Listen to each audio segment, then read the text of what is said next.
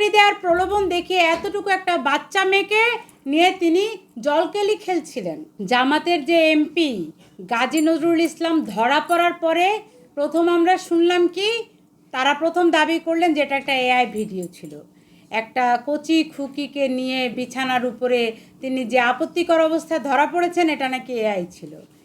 এরপরেই আবার কতক্ষণ পরে আমরা শুনলাম তিনি বলছেন যে না, যেই মেয়েকে নিয়ে তার ভিডিও ভাইরাল হয়েছে এটা তার দ্বিতীয় স্ত্রী। প্রথম প্রশ্ন হলো যে দ্বিতীয় স্ত্রী যদি হয়ে থাকে তাহলে জনগণ ধরা ভিডিও ভাইরাল হওয়ার পরে কিভাবে কেন জানলো?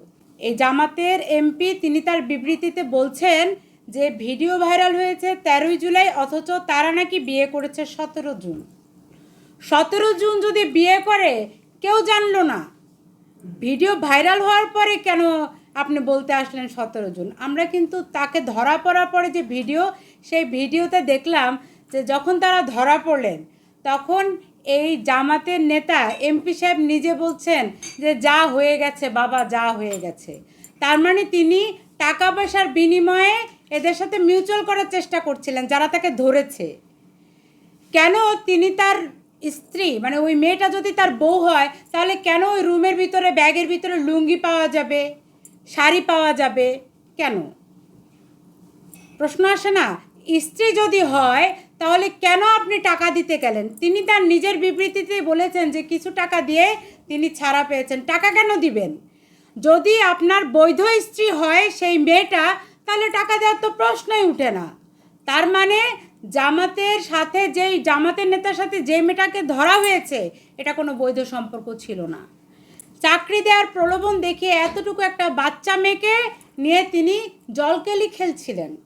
আরে আর জামাতের নেতাদের যে এই ধরনের চরিত্র, এটা তো আমরা নতুন না, এর আগেও দেখেছি যে জামাতের নেতা যে প্রবাসীর স্ত্রীর ঘর থেকে বের করা হয়, টিকিট বিক্রি করে, জান্নাতের টিকিট। জামাতের নেতাকে আরেকজনের ঘরের পাওয়া যায়। জামাতের তো আরেক নেতাকে আমরা কি দেখলাম, মার বয়সী এক মহিলার সাথে তিনি প্রেম করতে করতে ওই মার বয়সী মহিলাকে তিনি প্রেগনেন্ট করে পরে বাচ্চাও নষ্ট করে দিয়েছে।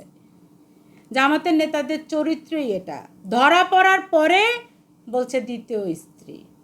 এখন যদি প্রশ্ন করেন কেন ভাই এত ছোট বাচ্চাকে আপনি কিভাবে বিয়ে করলেন? 12-13 সর্বোচ্চ, মেয়েটার বয়স হবে 12-13 বছরের মেয়েকে বিয়ে করা তো একটা দণ্ডনীয় অপরাধ। তখন তারা বলবে ওই যে শরিয়া আইনের ফতোয়া, যে শরিয়া আইন তারা কথায় কথায় বলে, ওই শরিয়া আইনের ফতোয়া নিয়ে বলবে যে ছোট বিয়ে করা তো জায়েজ আছে। শরীয়তি বউ বলতে তারা এমন একজন মেয়েকে বুঝায় বা এমন একটা সম্পর্ককে বুঝায় যেখানে দেশের রীতিনীতি অনুযায়ী কোনো রেজিস্ট্রি নাই। তুমি মুখে বলো কবুল, আমি মুখে বলে কবুল, তুমি আমার বউ, আমি তোমার জামাই। এই হলো তারা তথাকথিত শরীয়তি বউ, শরীয়তি জামাই বুঝায়, যেটা বাংলাদেশের নিয়ম অনুযায়ী একদম অবৈধ। তার মানে জামাতের এই নেতারা, জামাতের এই এমপিগুলো তারা জায়গায় জায়গায় এরকম তৃতীয়, তৃতীয়, চতুর্থ, পঞ্চম বউ বানিয়ে বেড়াচ্ছে। আর ধরা পড়লেই বলছে আমার বউ। এগুলাই করছে। তা না হলে টাকা দিবেন কেন?